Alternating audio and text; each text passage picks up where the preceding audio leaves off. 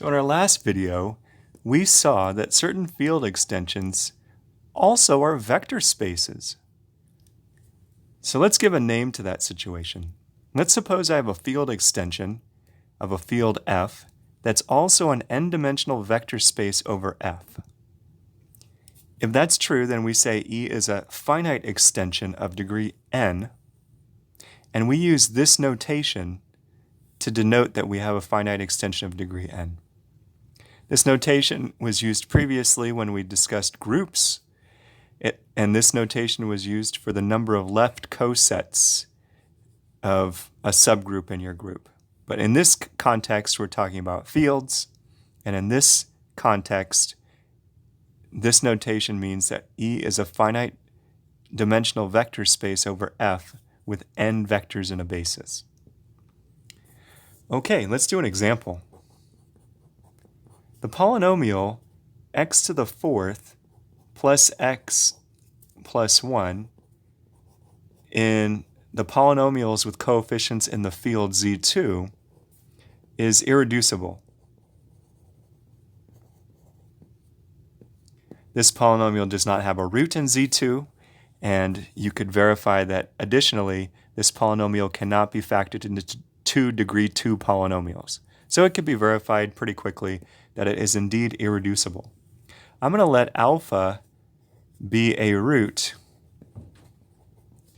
of this irreducible polynomial.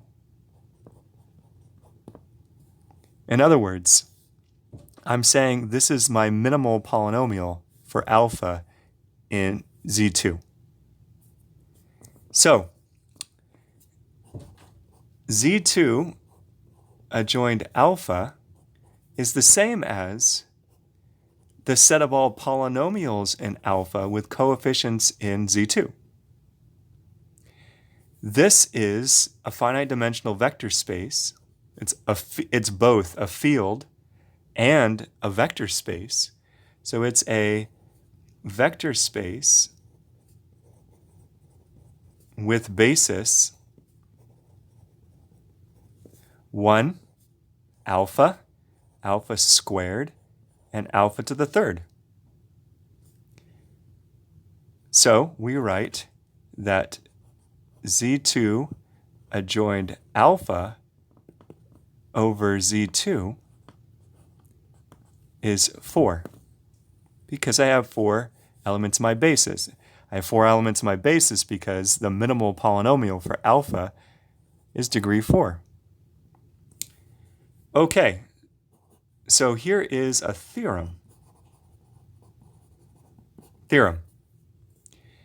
If alpha is in a field E and E is a finite extension of F, then alpha is algebraic over F. It cannot be transcendental. So every element in a finite extension of F is algebraic. So here's the proof. So since, let's say,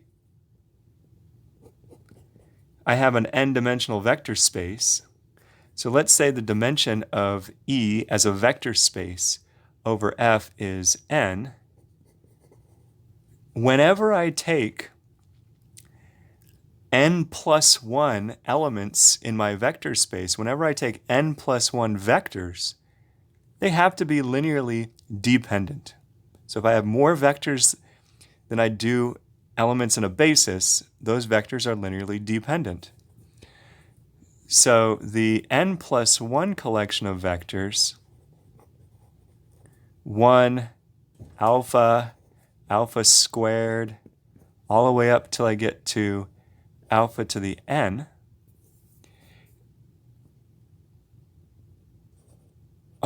these vectors are linearly dependent.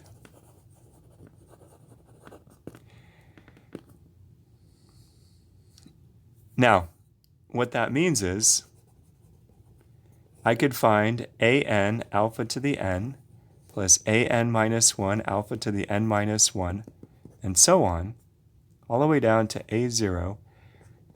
I could find coefficients in my field f such that the linear combination of these vectors gives me 0 without all coefficients being 0.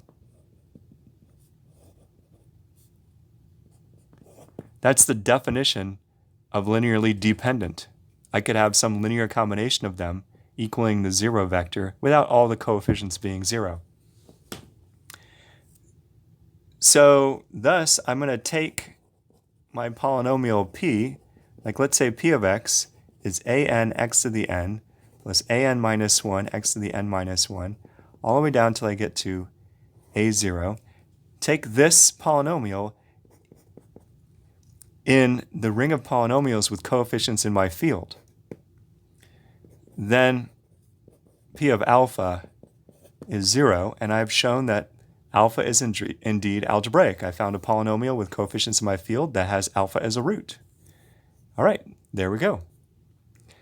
Okay, join us in our next video for a very nice theorem about field extensions of degree n. All right, I'll see you there.